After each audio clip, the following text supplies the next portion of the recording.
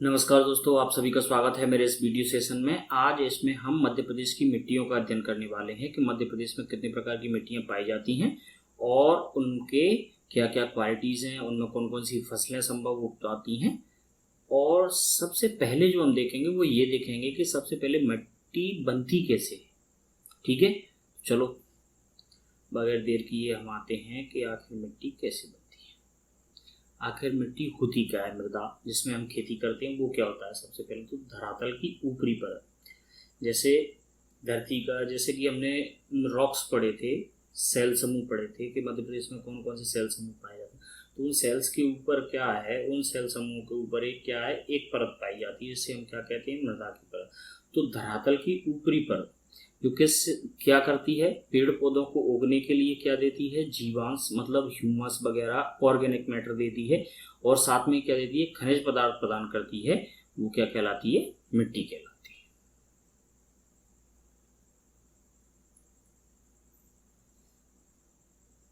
चाहे तो वो खनिज पदार्थ दे या फिर वो जीवांश उपलब्ध करवाए, वो क्या कहलाएगी, मिट्टी कहलाती है। मिट्टी की प्रकृति के दो प्रमुख पक्ष होते हैं, एक तो रासायनिक के उसका संगठन क्या है, उसमें कौन कौन सी चीज़ें पाई जाती है, मतलब उसका केमिकल कंपोजिशन कि उसमें कौन कौन सी एल्यूमिनियम है, आयरन है, कौन कौन से घटक रासायनिक रूप से मिल रहे हैं। और एक उसका भौतिक पक्ष होता है कि वो कैसी दिखाई दे रही है, लाल पीली है, काली है, कैसी मिश्रित मिट्टी है, रवेदार है, और तो मतलब भौतिक रूप से जो हम ऊपर से देख पा रहे हैं वो, और एक उसका केमिकल कंपोजिशन, ये उसके दो पक्ष होते हैं।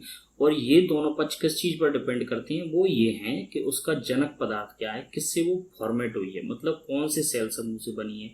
जैसे कि जो बेसाल्ट से बनी होंगी, ये लावा से बनी बेसाल्ट चट्टान से कौन सा है बना हुआ है, अपना मालवा का पठार की पूरी जो काली मिट्टी है, और जो भी काली मिट्टी पाई जाती है वो लगभग उसी से बनी है।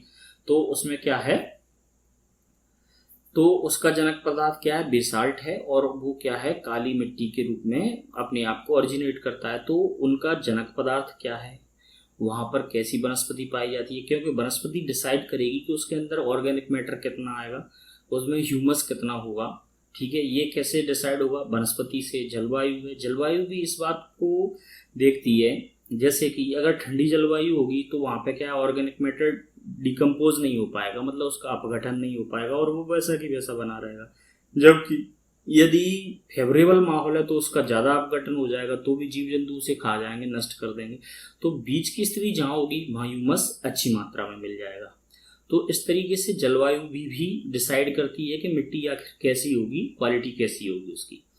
ठीक है, और जलवायु है। इसके बाद जल निकास है कि अगर मान लो जल निकास है, कोई जमीन में बहुत ज़्यादा ढलान है, उस पर कोई जमीन है, तो क्या होगा, ढलान से क्या होगा, जैसे कि हमने यहाँ बनाया, अब कोई ये ढलान पर कोई मिट्टी होगी तो उसके सारे जो भी पोषक तत्व, तो खनिज वगैरह उसमें जो भी होंगे वो सब बारिश के साथ क्या है, बह जाएंगे, ड्रेन आउट हो जाएंगे।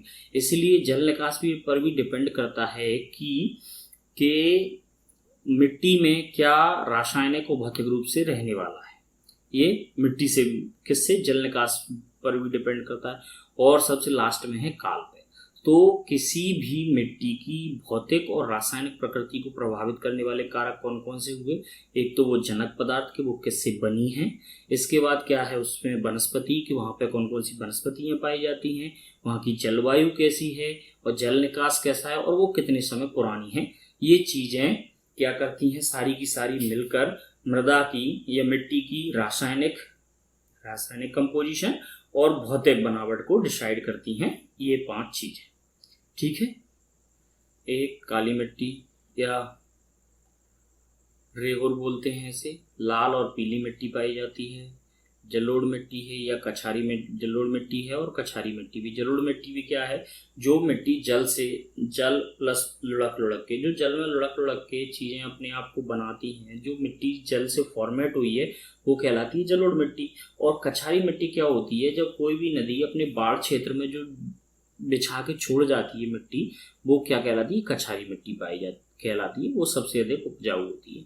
लेटेराइट मिट्टी है और मिश्रित मिट्टी है। ये 5 प्रकार की मिट्टियाँ पाई जाती हैं। अभी यहाँ याद करने की जरूरत नहीं है, हम इन्हें मैप पर प्लॉट करेंगे और वहाँ पे अच्छे से देखेंगे कि कौन कौन सी मिट्टियों के क्या क्या कंपोजिशन है, क्या क्या गुण हैं, उनमें कौन कौन सी फसलें होती हैं और वे ऐसी क्यों हैं। ठीक है, तो ये रहा एमपी का नक्शा मैप, पुराना है। ठीक है, पर पुराने को लेके ज़्यादा टेंशन नहीं लेनी है अपन को, अपन बस एक नॉर्मल चीज़ें देखेंगे कि कहाँ पे कौन सी मिट्टी पाई जाती है। ठीक है,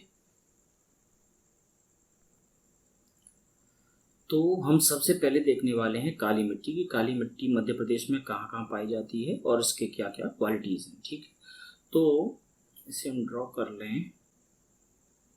लगभग इतना सारा एरिया ये किसके अंदर आएगा, काली मिट्टी के अंदर। इसको थोड़ा सा और भी बढ़ा सकते थे वैसे, पर ठीक है। ठीक है, अब यहाँ पे क्या होगा, एक तो हो गई काली मिट्टी। काली मिट्टी के 3 टाइप हैं, एक तो साधारण काली होगी, इसके बाद जो हम देखेंगे कौन सी, नर्मदा सोन घाटी का जो एरिया है उसमें पाई जाएगी कौन सी, गहरी काली, और उसके नीचे पाई जाएगी छिछली काली।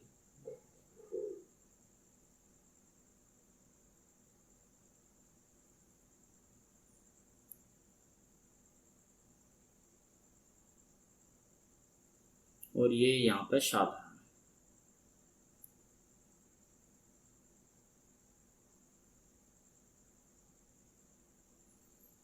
तो काली मिट्टी के 3 टाइप मध्य प्रदेश में पाए जाते हैं, साधारण काली, गहरी काली और छिछली काली। जब हम लोगों ने क्या पढ़ा था, जब हम लोगों ने पढ़ा था मध्य प्रदेश का भौगोलिक जियोलॉजिकल स्ट्रक्चर पढ़ी थी, तब भी हमने इसके बारे में पढ़ा था कि कौन कौन सी मिट्टी कहाँ कहाँ पाई जाती है। लेकिन अब यहाँ पर हम मिट्टियों को क्या थोड़ा सा डिटेल देखने वाले हैं। तो ये कौन सी पाई जाती है, साधारण काली, गहरी काली, छिछली काली। लेकिन हैं ये सारे कंपोजिशन किसके, काली मिट्टी के। बस, तो काली मिट्टी के बारे में महत्वपूर्ण तथ्य कुछ देखें हम, तो उसमें क्या है, ये कैसी होती है, गहरे रंग की है, दोमट मिट्टी। दोमट मिट्टी होती है, जैसे क्या बोलते हैं इसको, एक तो ये दोमट है, साथ में इसे रेगुर भी बोलते हैं, रेगुर मिट्टी बोला जाता है इसे। इसमें क्या होता है, बालू और चीका का दोनों का कॉम्बिनेशन जो है 50-50 के अप्रॉक्स होता है, ताकि इसके बैलेंस ठीक रहता है इसका। और इसमें क्या है, लोहा, चूना और एल्यूमिनियम की तो अधिकता होती है, किसकी, लोहा, चूना और एल्यूमिनियम की तो क्या होती है, प्लस में होते हैं। लेकिन इसमें साथ में क्या है, नाइट्रोजन, फास्फोरस और जैविक पदार्थों की इसमें क्या होती है, कमी होती है। ठीक है, तो इसमें लोहे, एल्यूमिनियम और किसकी, क्या, चूने की तो अधिकता होती है, किंतु इसमें नाइट्रोजन और फास्फोरस और जैविक तत्वों की क्या है, कमी होती है। तो जब इसमें चूने और लोहे की अधिकता के कारण क्या होता है, इसका रंग काला होता है और इसकी जल धारण क्षमता अधिक होती है, किसके कारण, चूने के और लोहे के कारण। अब काली मिट्टी के हम 3 डिवीजन है, तो 3 डिवीजन हमने देख लिए कौन कौन से, साधारण काली, गहरी काली और छिछली काली।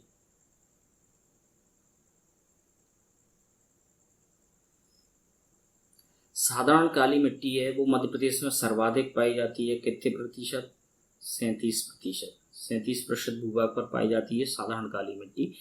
मालवा के पठार और उत्तरी पूरा भाग, इसके बाद कुछ निमाड़ में भी ये पाई जाती है। इसके बाद है जो गहरी काली है, नर्मदा घाटी में पाई जाती है, कुछ मामले में थोड़ा सा मालवा में, और कुछ सतपुड़ा मैकल श्रेणी क्षेत्र में पाई जाती है, लगभग 3.5% के आसपास पाई जाती है। और इसके बाद जो छिछली काली है वो कहाँ पर पाई जाती है, ये सतपुड़ा मैकल श्रेणी क्षेत्र में पाई जाती है। और इसमें क्या होता है, 15 से 30% तक चिकनी मिट्टी होती है, और जो गहरी काली होती है उसमें 20 से 60% तक चिकनी मिट्टी का मिश्रण होता है। ठीक है, ये तो हो गए कौन सी, काली मिट्टी। काली मिट्टी के तीनों डिवीजन, साधारण काली, गहरी काली, छिछली काली। इसमें क्या होता है, आयरन, कैल्शियम और आयरन, चूना और एल्यूमिनियम की अधिकता होती है, नाइट्रोजन, फास्फोरस और किसकी, जैविक तत्वों की कमी होती है। साधारण काली मिट्टी वो मध्य प्रदेश का सर्वाधिक हिस्सा कवर करती है, 37%। ठीक है, उसके बाद गहरी काली और छिछली काली उससे कुछ ज़्यादा हिस्सा कवर करती है। ठीक है, 7.1 के आसपास, और गहरी काली 3.5% के आसपास पाई जाती है। और मध्य प्रदेश में कुल में ओवरऑल में पूछा जाए कि कौन सी मिट्टी सर्वाधिक पाई जाती है, तो वो यही है, काली मिट्टी सर्वाधिक मात्रा में पाई जाती है। इसके पास पढ़ेंगे हम लाल पीली मिट्टी। तो लाल पीली मिट्टी का क्या है, लाल पीली मिट्टी पाई जाती है इस पूरे एरिया। अगर कुछ हिस्सा यहाँ का जो लेटेराइट मिट्टी के लिए है उसे छोड़ दिया जाए, तो ये जो ऊपर शेष हिस्सा बच रहा है उसमें क्या पाई जाती है, लाल पीली मिट्टी पाई जाती है। बघेलखंड में लाल पीली मिट्टी पाई जाती है। पीला रंग क्यों होता है, पीला रंग होता है फेरिक ऑक्साइड के जलयोजन से। और लाल कलर क्यों होता है, लाल कलर जैसे कि हम देखते हैं कोई भी जंग लगती है किसी चीज में, तो जंग के बाद वो कैसी हो जाती है, रेड कलर की हो जाती है। तो उससे क्या होता है, जब लोहे के कणों का ऑक्सीकरण होता है तो वो कैसे होते हैं, लाल रंग के होते हैं। अब उसी ऑक्साइड का, फेरस ऑक्साइड का क्या हो गया, जलयोजन हो गया, तो वो कैसे हो जाएगी, पीली हो जाती है। ठीक है, तो यदि क्वेश्चन में ये पूछा जाता है कि मिट्टी का लाल रंग किस वजह से होता है, तो हम क्या कहेंगे, लोहे की ऑक्सीकरण के कारण, किसी भी लोहे के ऑक्सीकरण के कारण मिट्टी का रंग लाल होता है, और फेरिक ऑक्साइड के जलयोजन के कारण मिट्टी का रंग पीला होता है। ठीक है, तो ये दो चीजें, दो बिंदु बहुत महत्वपूर्ण है जो याद रखने हैं। मिट्टी का पीला रंग क्यों होता है, फेरिक ऑक्साइड के जलयोजन से, और उसका लाल रंग क्यों होता है, तो लोहे के ऑक्सीकरण से। ऑक्सीकरण से फेरिक ऑक्साइड बनेगा, फेरिक ऑक्साइड जलयोजित होकर क्या बनाएगा, पीली मिट्टी बनाएगा। तो पहले लाल फिर पीली। इसमें भी वही नाइट्रोजन तत्व और ह्यूमस की कमी होती है, इसमें धान की फसल सर्वाधिक अच्छी होती है। इसके बाद आते हैं हम जलोढ़ और कछारी मिट्टी। तो जलोढ़ और कछारी मिट्टी का क्षेत्र है ये वाला, जलोढ़ और कछारी। तो जलोढ़ मिट्टी क्यों, ये क्या है हमें पता है, जैसा कि चंबल है, तो चंबल की जितनी भी सहायक नदियां वो इसके आसपास से गुजरती हैं। और ये कौन से अब्बा तंत्र का हिस्सा है, या रिवराइन सिस्टम का हिस्सा है, गंगा यमुना रिवराइन सिस्टम का। और जब हमने सेल समूह पढ़े थे ना, रॉक सिस्टम, मैं ऊपर लगा दूंगा आई बटन में, तो जब हमने रॉक सिस्टम पढ़े थे तब हमने एक चीज देखी थी, यहाँ पे कोई रॉक नहीं थे, यहाँ पे क्या था, ये इसका निर्माण कैसे हुआ था, गंगा यमुना के मैदान से जो नवी निर्माण हुआ है उसकी वजह से इस क्षेत्र का निर्माण हुआ था। तो ये क्या है, जलोढ़ मिट्टी का क्षेत्र है, और वो कौन सी, गंगा और उसके रिवराइन सिस्टम से जो जलोढ़ मिट्टी इकट्ठी हुई है, तो उसका ये हिस्सा है जलोढ़ मिट्टी का। अब कछारी मिट्टी क्या है, वो जो जलोढ़ है वो पुरानी हो जाती है, जबकि कछारी मिट्टी क्या होती है, जो रिसेंट लाई जाती है बाढ़ के मैदान द्वारा, जो नई मिट्टी लाई जाती है उसे हम कछारी मिट्टी कहते हैं। तो जो नवीनतम मिट्टी मिलेगी उसे हम कछारी मिट्टी कहेंगे, वो भी यहीं पे पाई जाती है, नर्मदा किसमें, चंबल के कैचमेंट एरिया। ठीक है, इसकी क्या क्या खास विशेषताएं हैं, इसमें भी वही नाइट्रोजन तत्व और फास्फोरस की कमी के कारण नाइट्रोजन तत्व और फास्फोरस की कमी है, वनस्पति तत्वों की ह्यूमस की भी कमी है। जलोढ़ मिट्टी में क्या होता है, बालू, सिलिका और मृतिका का अंश पाया जाता है। बालू की अधिकता के कारण क्या होता है, ये अधिक संवेदनशील होती है, किसके लिए, कटाव के लिए।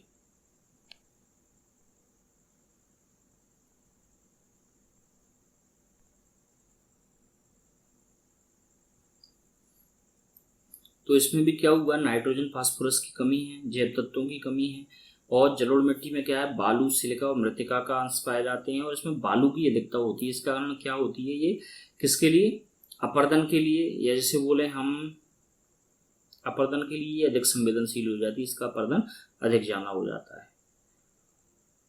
और कछारी का हमने देखे लिए क्या है, बाढ़ के दौरान नदियों द्वारा अपने आपात क्षेत्र में जो मिट्टी बिछाई जाती है वो क्या कहलाती है, कछारी मिट्टी कहलाती है। और जो अपर्दन से मिट्टी खत्म होती है, मृदा अपर्दन को क्या कहा जाता है, मृदा की रेंगती हुई मृत्यु। और इसी के कारण क्या हुआ है, यहाँ पर चंबल नदी ने बड़े बड़े खड्डों का निर्माण किया है इस एरिया में, और उससे क्या होता है, ये बेडलैंड या उत्खात भूमि का निर्माण हुआ है मध्य प्रदेश में। और ये अकेले केवल मध्य प्रदेश की समस्या नहीं है, इस अपर्दन के कारण इस यहाँ पर इतनी समस्या है, इसने बहुत सारा कैचमेंट एरिया खराब किया है। जो कृषि के उपयोग में जमीन आ सकती थी वो सब कहाँ चली गई, खड्डों में बर्बाद हो गई है। तो ये राष्ट्रीय स्तर की समस्या है। ठीक है, इसके बाद आते हैं हम लाल, पीली, काली एवं मिश्रित मिट्टी। वो कहाँ पे, लाल, पीली और काली। मिश्रित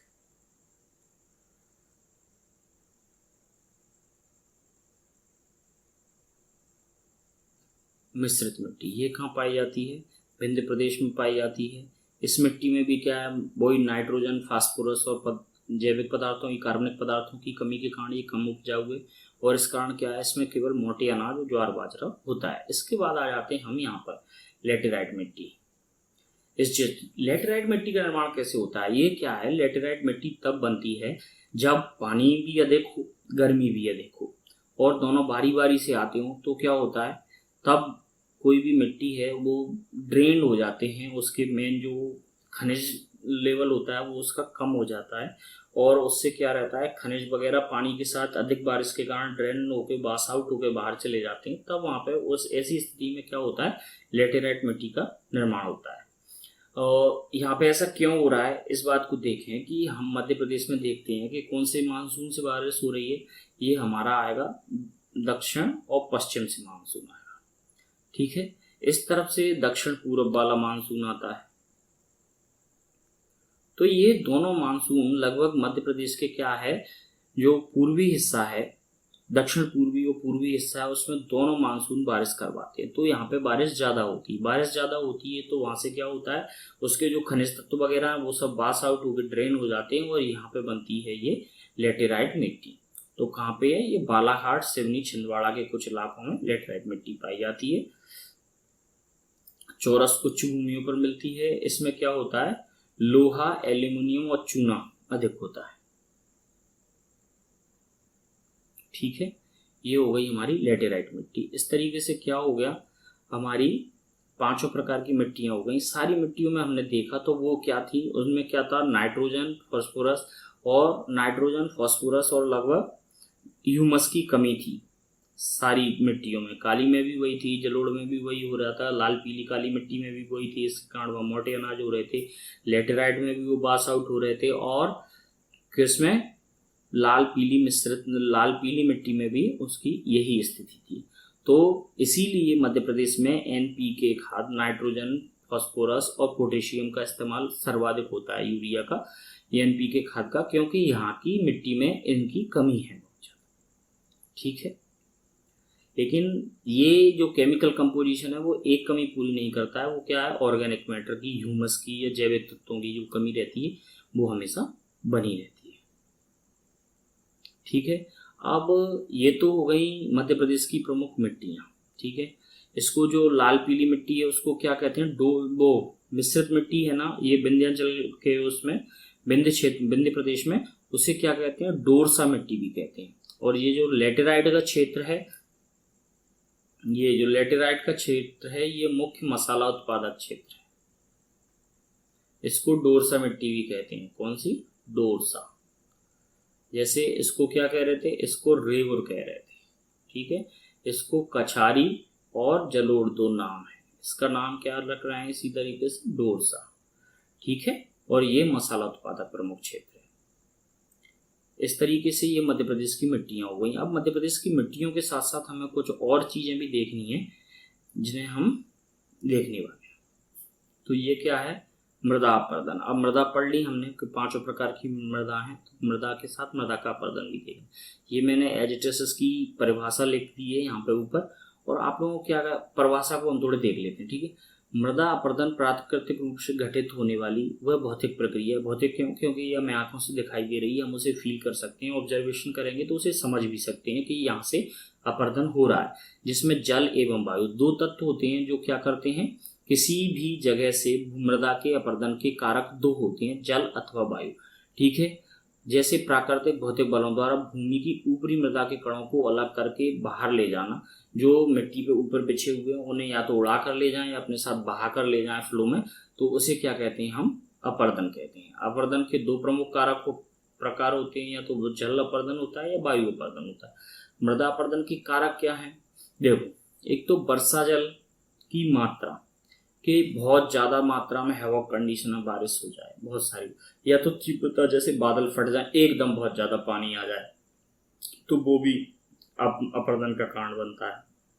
तापमान हम देखते हैं, तापमान बहुत ज़्यादा होता है तो मिट्टी सूख जाती है, उसमें रहने वाले पेड़ पौधे भी क्या होते हैं, लगभग मृत अवस्था में पहुंच जाते हैं, तो मिट्टी की पकड़ ढीली हो जाती है और मिट्टी ऊपर से क्या होती है, भुरभुरी हो जाती है। और फिर एकदम पानी की मात्रा ज़्यादा आ जाए या फिर पानी तीव्रता से आ जाए तो मिट्टी को बहने में, अपरदित होने में ज़्यादा समय नहीं लगता। कृषि की पद्धतियाँ कई जो लैंड यूज़ हैं, कैसी कृषि की पद्धतियों का इस्तेमाल कर रहे हैं, कृषि की पद्धतियाँ जैसे कि क्या है, कई लोग किसान क्या करते हैं कि नाले को सीमित कर दिया या नाले को स्ट्रेट कर दिया, उसकी दिशा चेंज कर दी, जबकि वो पानी है वो अपनी दिशा खुद से डिसाइड करता है और तुम उसे नई तरीके से दिशाएं दोगे तो क्या होगा, वो कभी तुम्हारे खेत से निकलेगा, फिर कहेंगे कि खेत में। तो इस तरीके से क्या है, फॉल्टी लैंड यूज है, मतलब जो गलत तरीके से भूमि का इस्तेमाल कर रहे हैं तो उससे क्या हो रहा है, अपरदन की समस्या और ज़्यादा बढ़ रही है। तो ये सारे मानवीय कारक के अंतर्गत भी आएंगे, क्योंकि मानव की जो भी गतिविधियां हैं, खुदाई की या डेवलपमेंट की, उनसे भी क्या हो रहा है, मिट्टी का अपरदन हो रहा है। उत्खनन है, खुदाई वगैरह है, अत्यधिक चराई, चराई सबसे ज़्यादा प्रभावित करती है जंगल की ग्रोथ को, क्योंकि उसमें क्या होता है, जब पशु चाहता है अपने साथ तो अपने खुरों के साथ क्या करता है, वो नई पीढ़ी को खा जाता है। जैसे कि मान लो, एक तो क्या होता है, उनके खुरों के चलने से मिट्टी की जो उथली मिट्टी होती है वो क्या होती है, दब जाती है, इससे क्या है, बीजों को उगने में दिक्कत आती है। दूसरी क्या है, उनके चलने से वो छोटे छोटे जो बीज होते हैं ना, जो अभी उगे ही हैं जस्ट, तो वो क्या है, पूरा रूप नहीं ले पाते, मान लो वो दब गए, कुछ गए, तो वो क्या रहता है, जब जंगल को नुकसान इस बात से नहीं होता है कि तुमने बड़े पेड़ काटे, बड़े पेड़ कट जाना तो वो खुद भी काटे जाते हैं, उनकी कोई समस्या नहीं, लेकिन समस्या तब है जब नई ग्रोथ नहीं आएगी। और ये क्या करते हैं, जो अत्यधिक चराई होती है उससे नई ग्रोथ नहीं आ पाती, इसलिए चराई जंगल के लिए सबसे ज्यादा घातक होती है।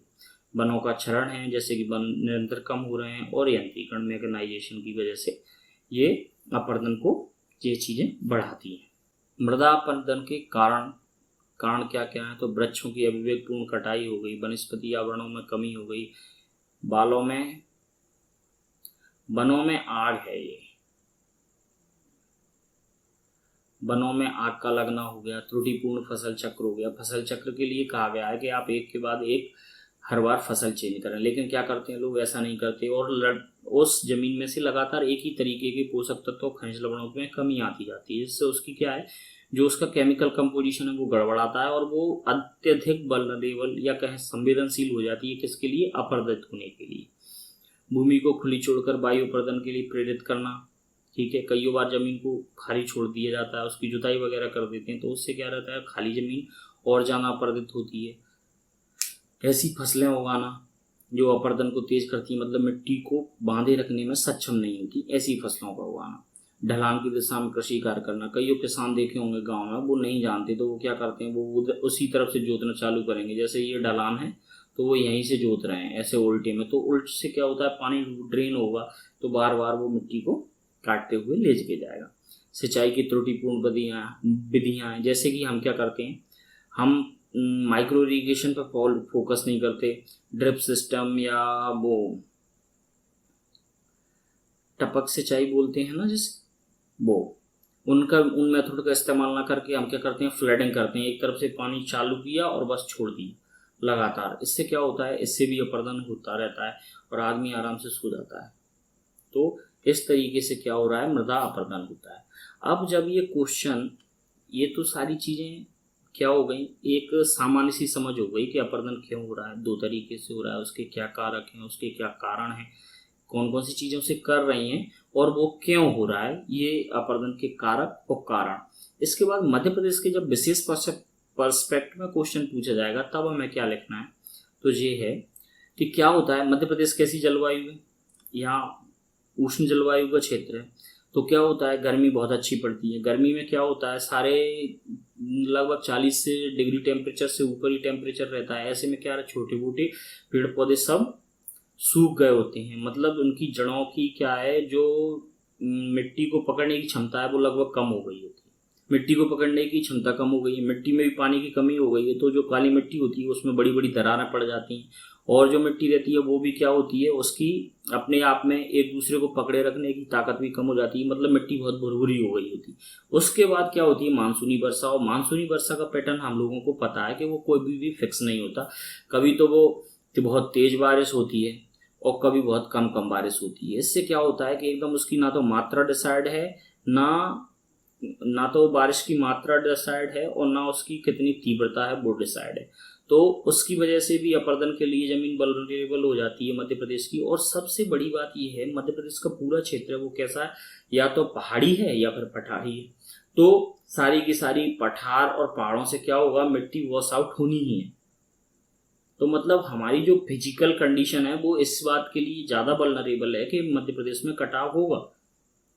ठीक है, उसमें भी क्या हो गया, उसमें क्या बोलते हैं, जैसे करेला और नीमचड़ा वाली स्थिति, उसी में क्या हो गया, ग्रीष्म ऋतु बहुत तेज हो गई। उसके बाद मानसूनी वर्षा का भी कोई डिसाइड नहीं है, और हम क्या है, पहले से ही ऑलरेडी हम पठार और पहाड़ों पे बसे हुए हैं, जिनसे जमीन का नीचे जाना, ढलान की तरफ बहना अवश्यंभावी था। ठीक है, चंबल की घाटी में क्या है, एक तो क्या है, चंबल घाटी में सबसे ज्यादा अपर्दन क्यों शो हो रहा है, क्यों दिखाई दे रहा है, तो चंबल की घाटी क्या है, जलोढ़ मृदा की बनी हुई है।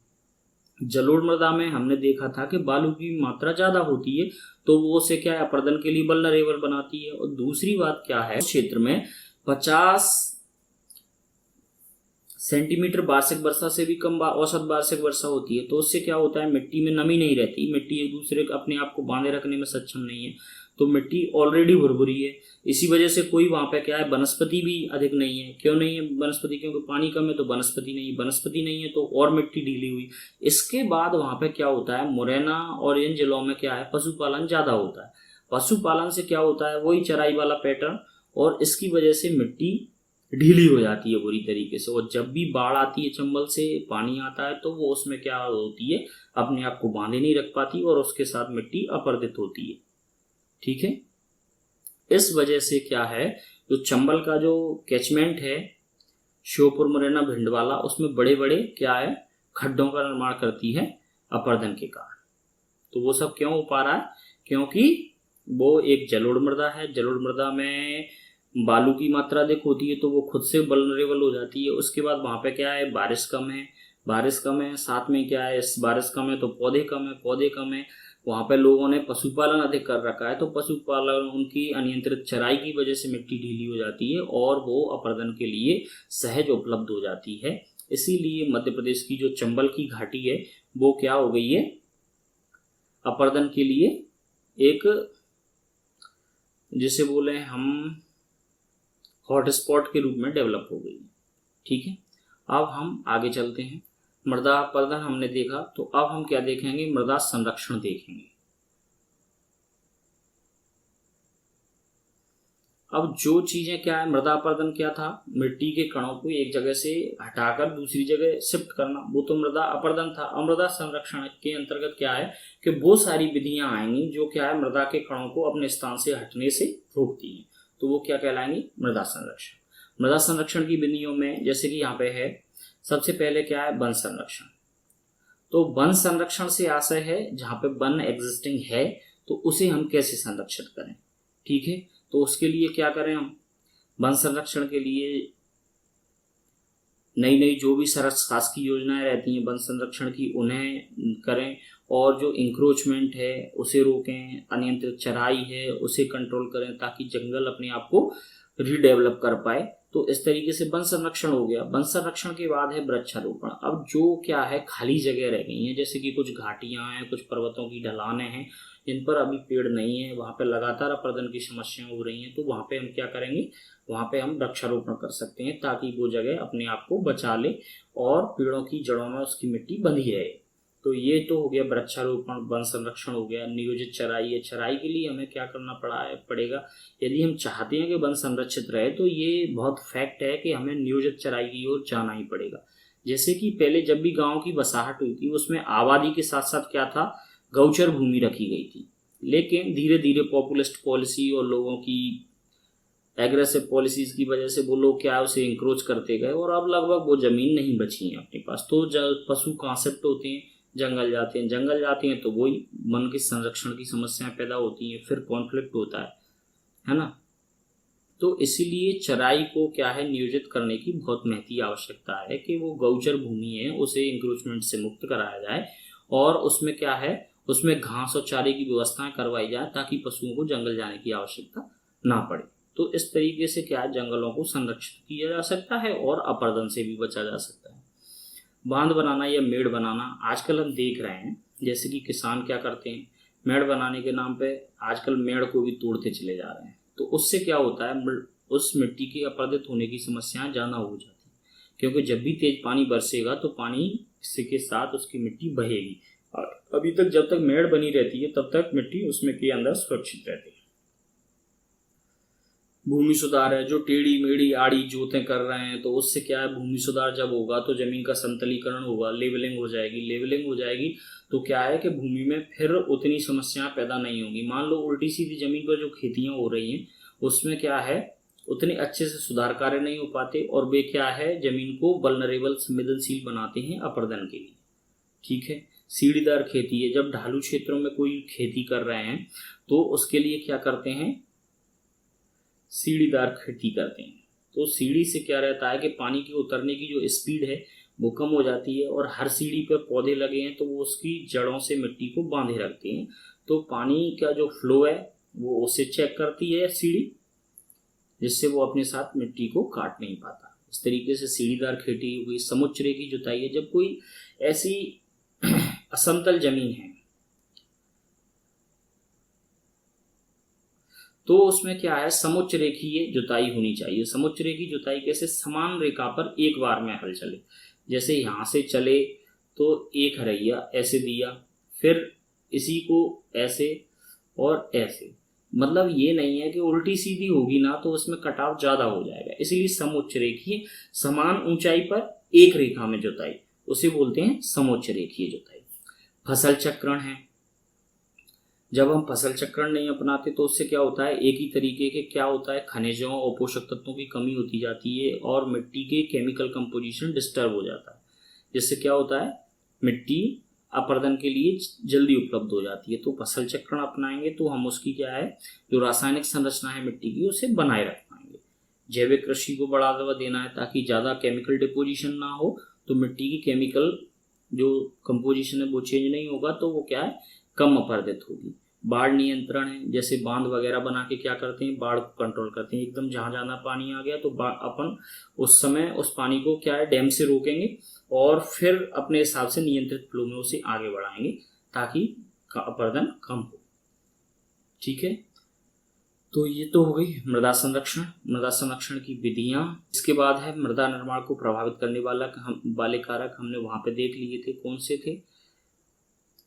एक तो जनक पदार्थ थे, उसके बाद वनस्पति थी, जलवायु थी, जीवाणु, स्थलीय उच्चावच वगैरह। ये सारी चीजें क्या करती हैं, मृदा निर्माण को प्रभावित करती हैं। क्योंकि मृदा दो चीजों से बनी होती है, एक तो खनिज जो कि कहाँ से मिले, उसे सेलों से या जनक पदार्थों से मिले, और एक है जीवांश, ऑर्गेनिक मैटर, वो कहाँ से मिला है, उसे वनस्पति से मिला है या उसके अंदर रहने वाले जीव जंतुओं से मिला है। ठीक है, तो वो ऑर्गेनिक मैटर हो गया। और जलवायु उनके रहने को, खाने पीने और पाचन क्रियाओं वगैरह सारी चीज़ों को बैलेंस करती है, इसलिए जलवायु, जीवाणु जो उसमें रहते हैं, और स्थान की ऊंचाई नीचाई, ये सारी चीज़ें क्या करती हैं, मृदा निर्माण को प्रभावित करती हैं। तो इस तरीके से हमारे क्या है, मध्य प्रदेश की मृदा और उससे रिलेटेड तीनों चीज़ें कौन कौन सी, मृदा का अपरदन, मृदा का संरक्षण, मृदा का निर्माण कंप्लीट होते हैं। मिलते हैं नेक्स्ट वीडियो में।